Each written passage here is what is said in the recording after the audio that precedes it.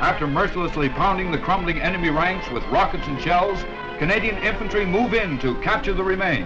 Occasional futile counterattacks still are attempted in an endeavor to break out of the hell on earth. What you just saw is a now and then comparison of St. Lambert-sur-Dive. This small village was one of the few places left that the Germans could escape the Falaise pocket. Now, I visited this town, as you can see from my footage. The time, unfortunately, I visited when there was lots of wind, and with my equipment not being up to snuff, a lot of what I recorded was drowned out by the wind. So what you can see here is the observation stand that was put in by the Canadian Battlefields Foundation just outside the town. It gives you a good overview of the whole area. You can see the village itself, also the direction where the Germans were coming from, trying to escape the pocket. This shot is looking towards the direction where the Germans were trying to escape from, and looking down here, zooming in, is just beyond that field where the cows are, is the Dive River. This was the barrier that was holding up the German armor and vehicles and bottlenecking their ability to escape. We're going to get right next to it in the video, so we'll get a better view of it, but this is, again, just the view from the stand. Now, this is a board at the site. I'm pointing there to the fighting at Mount Armel, where the Poles were fighting to close part of the gap at Hill 262, and cover that in another video. So you're looking out again directions to where the Germans are coming from, indicated by these arrows, these black arrows on the map at the stand. So one of the things indicated there is Moissy. I have another video looking at that location. It was a ford, a natural ford in the Dive, an area of mass destruction for the German forces. It's a very tranquil spot now, but at the time, clearly, it was not. So there you can see the high ground indicated on the map where the Germans are trying to get out as the British, American, and French forces push them from the west and the south. This is looking towards where they're trying to get. They're trying to get out of this area and get back to Germany, basically. The rest of the video will be my thoughts as I point out the well-known sites around the village as I wander about visiting the places like the bridge and the church and some other spots, and my thoughts really about the Falaise Gap. So this is just in the kind of parking spots next to the lookout, looking into the main street of St. Lambert. So this is where the attack came in first. Right? They got up close, up in this direction, wanted to wait for the attack, and got their way in and set up a position further into town. Currie Memorial, it's right around here where the famous photo was taken. Also, and not everyone knows this, there was obviously the photos were taken on a whole bunch of other ones, a whole whack of them. What also was taken was some film. You may have seen it. There's some rough cuts of it, some polished cuts with newsreels, that kind of thing. One thing, that one SS officer in the photo, because this thing is burned into my brain because I've looked at it so much. He's got his hands up right in the photo. He's in the video that's also being taken, because you can see the other soldier with the camera taking the video, sort of the film. So at one point they're talking to him. Apparently he was a very ignorant SS officer. Surprise, surprise. And then the film cuts, and this is even in the rough cuts. And then the film turns back on, and he is hat's askew, his lips a little bruised up and a little swollen. So I think he was mouthing off and got a rifle butt to the face. So, I mean, that fits the accounts of how that guy was acting, right? He stumbled into St. Lambert by accident and got taken prisoner without even really realizing it. The whole thing is captured on film, so I will be sure to include all of that. This is the famous spot where the photo of Currie with the prisoners of war. He's speaking to someone. People think that's a resistance fighter. No, just because he's got long hair and shaky looking and wearing a white shirt doesn't mean he's in the resistance. Probably one of his own soldiers. So it's right on this spot where all this happens. Anyway, here's the church up here. So this was the front line for a little while. You know, Currie tried to move his HQ closer to the church, try to hold all these different positions along and through here, but the attacks by the Germans, or retreats, I wouldn't even really call them attacks, just to try to get out of here, became too intense, and they had to pull back, further to the spot where, the famous photo was taken, further back into the other part of the village, because it's kind of in two parts. You have this part down here, and then the part up closer to the hill where the stand is now from the Battlefields Foundation and the lookout. So and there's buildings up there, and there were at the time as well. So this is another part they tried to hold on here, but they couldn't. They got pushed back. So it's a really interesting spot to check out, a very old church. I'm in the churchyard now at St. Lambert. I'm just getting a look at the steeple here. Took some heavy damage. A good chunk of it's been repaired. It looks like the holes have been filled in with maybe existing brick, new brick, hard to tell. It wouldn't surprise me if they filled them in with existing brick or brick knocked out or what have you. So I'm just gonna go in through the churchyard, see what I can see. Now this part of the church looks like it has some battle damage. Right there.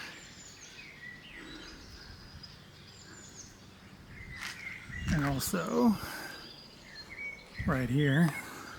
Let's move a little bit closer. I mean, some of it looks like it's been filled in, but that looks like hit from something. So again, this is the side of the church that's facing the Deves, which is just right down here, behind here. So the Germans are coming right up and through here, across the bridge up that way. So this side of the church taking some damage is not unexpected. Here's again some more damage on the same side of the church from who knows what. A lot of stuff flying through here on the day. Well, some of the things you see while on battlefield tours. A big bike race just went by. Very interesting. Right through the heart of St. Lambert, which is where we still are. So this is it. This is the Deves. Deves, not Deves. Well, more of them are coming. Like a follow-up. Anyway. So as you can, more bikers are coming. They're coming. Different kind of race than the one in 44.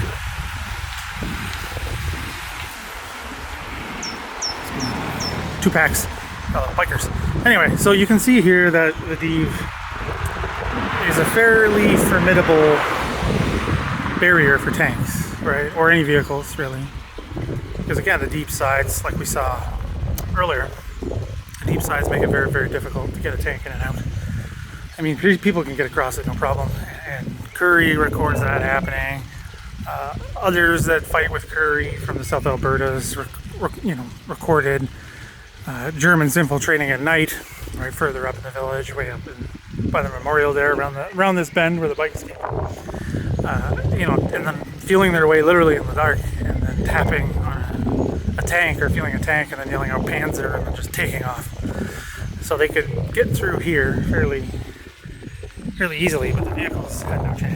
So again, the incessant artillery and aerial attacks really did a number on them here, especially. Can't really see it from this side, but the church is just on the other side, so they were trying to set up and hold the front line there, right? Because this is right where the bridge is. But they got pushed back because the attacks kept coming. They were non-stop, pretty much. So here's the bridge over the Deve and St. Lambert. The direction we're looking is the direction the Germans were trying to get out of here. So we're going to walk back towards the town and take a look around, particularly around the church, which had a lot of the heavy fighting, right? And it took a lot of damage because the Germans used it initially as an outpost, and there was a lot of fighting over this area until the Germans were able to slightly push back Currie's force more towards the other edge of town until they eventually were able to hold the line, get reinforced, and the whole fighting came to an end.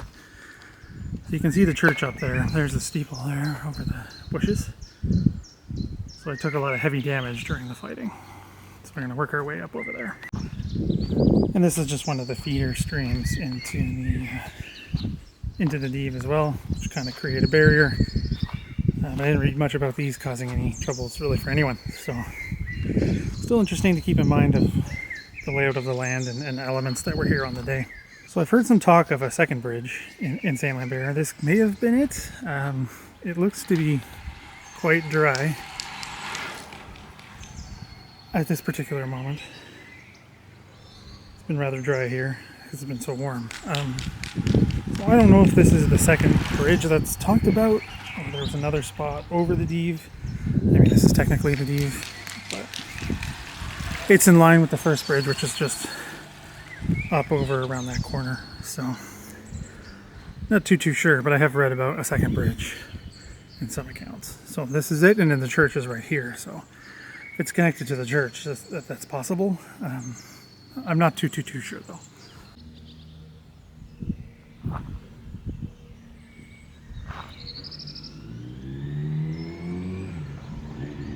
So I've just been kind of wandering around St. Lambert. I'm taking this road, but I'm not really sure where it goes. Anyway, it follows the course of the Dee River a little further. So just trying to get a bit of a different perspective here. So again, the way we're facing is the river is just right there at the edge of that field. And that high ground, again, is where the Germans are coming from. So you can get through here if you're on foot, but no vehicles are getting through here. Even today, there's no bridge. So, just taking a look, seeing what I can see, different areas. Lots of high ground around here. But yeah, tough to take. So this is the way I've come from. Church is down that way. The Dive is right here. If you were to follow it, you'd end up at Moissy, that other ford. So yeah, right through here would have just been absolute chaos. All through here.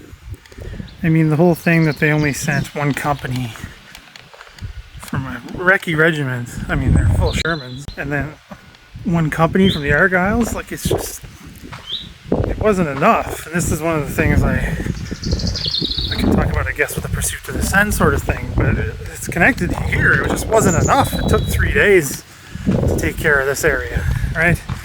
That was just not enough. At some point, you know, things like 17-pounders show up, but they can only stay for a short period. They have to move on. The film and photo guys stay for a very brief time, get out of here.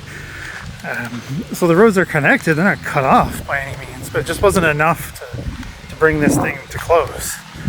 And I think that was, again, not to be too much money more quarterbacking, but the whole focus on, you know, cutting them off at the Seine or getting to the Seine, it feels like the day, you know, had passed for that. They should have put more forces places like this or Moissy or whatever, but they wanted 4th Div, and by PA I mean mostly Montgomery and Simmons, to be ready to go, to push onto Lisieux and then onto the Seine, which they do anyway. Right, they run into some roadblocks like the 2nd Div did at Fort Delon, but it just does. I've never been able to understand this one. How you send such little forces. Yes, it's a small area, but they're throwing literally everything they got. Right, they plan a massive counterattack on the 20th. And the fact that these guys didn't get overrun is, to me, mind-boggling. And again, shows the leadership of Currie. I've talked about this many times, but Currie's leadership here is one of the best examples in Canada's war period. Air, sea, and land. There's other, obviously, great feats of leadership and personal bravery, but Currie's ability to do what he did and hardly sleep through the whole thing and then pass out when he's properly relieved, I mean, that's just an amazing part of the story. But his stuff afterwards, and I can link all that, his interviews he gives with the CBC, because he gives 2 big ones. One in the Netherlands, right, because he doesn't get the VC right away, the war just keeps on going. He's eventually sent home and not sent back. But then he gives one in Canada, in Toronto, I do believe, because he's talking about going to Owen Sound, where his wife's family lived, to go meet her.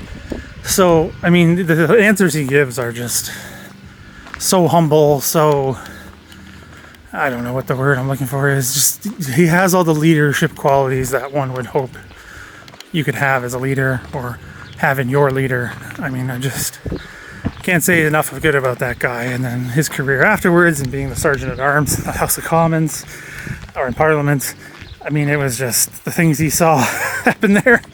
Guy tried to blow them up and blew himself up in the bathroom, and you know, obviously Currie had seen that before, so it didn't faze him in the slightest.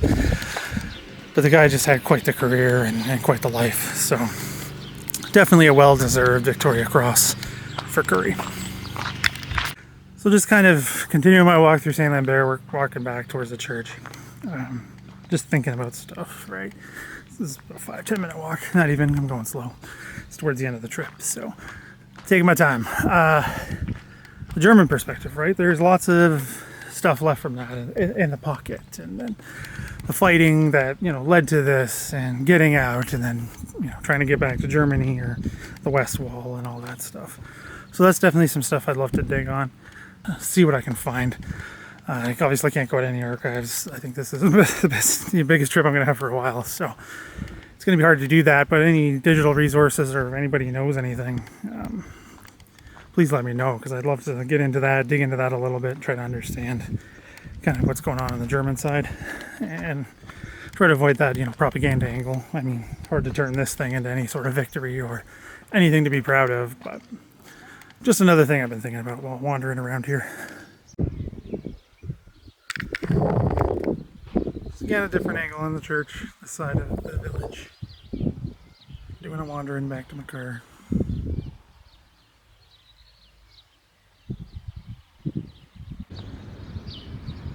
So there's again a different angle on the church, from more towards the center of the village.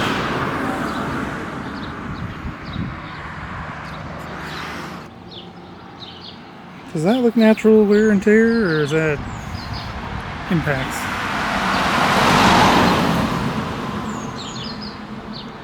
Can't tell. Just trying to follow these impacts to see what I can see, and maybe it'll give me some indication of where certain events took place. Because again, it's very well documented. It's just not really sure what took place where. It's just chaos. Oh, so much chaos. Earlier I was pondering about a second bridge that I've heard about in St. Lambert. I'm thinking this is probably it, because this feeds into the Dive, right, this little stream down here. So I think this might be it. So if there's accounts of a second bridge, I imagine this is the one they're talking about, because this is the main road. So up there is the photo spot, and then back in that way is the church and the rest of the village. So I'm just walking down the main road in St. Lambert back towards the Outlook and then the Currie Memorial and all that good stuff. You can see up the hill there. And that's where all the POWs were sent back, way up that road and up and over the crest. Lots of them came through here. They were surrendering in droves by this point.